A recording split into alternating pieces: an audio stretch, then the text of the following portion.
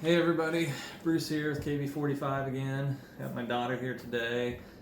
So today we're going to discuss really quickly how a little bit of my background and then kind of the three different ways that you look at your choice as far as how you're going to become your version of a martial artist. So real quick, my background is a little over 25 years ago, 27. I'd have to add it up. I should have done that before. But anyway, I started my journey as a martial artist.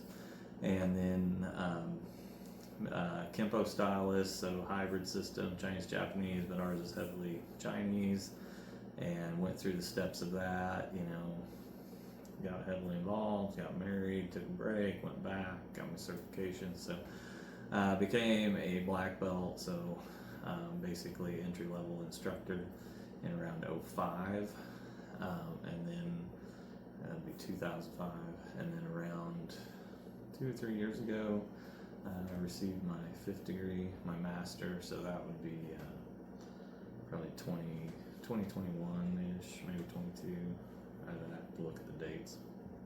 Anyway, so that's kind of my journey through it. And then so on my history, I wanted a very well-rounded art that did it all, because we do groundwork, we do China, we do all the open hand movement, we do weaponry, we do Chinese weaponry. When I began, they still did Iaido. That's not part of the system anymore.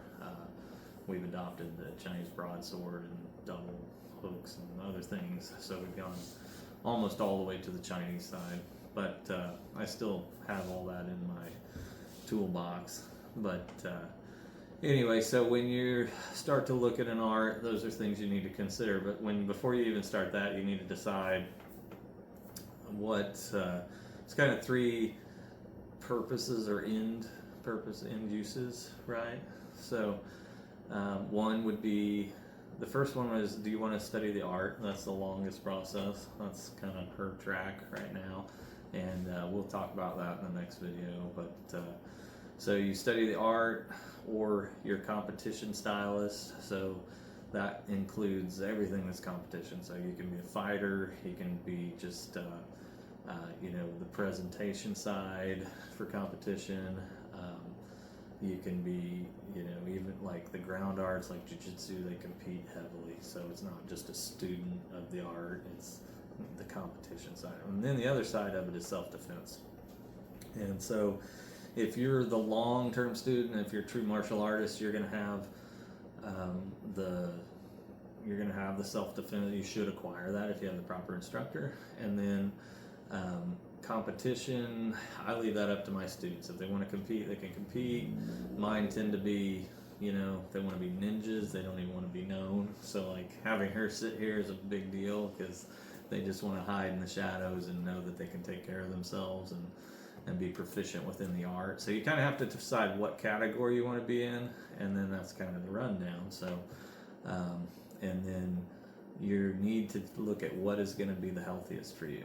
So we'll get into all that later, but that's kind of the beginnings of how to find your way, and then we'll talk about some more finite nuances of it later. Wouldn't you say that's pretty much it?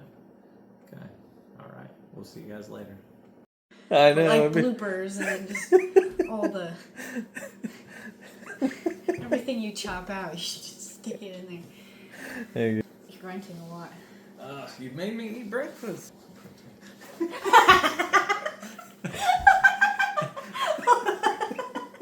This is gonna be rough.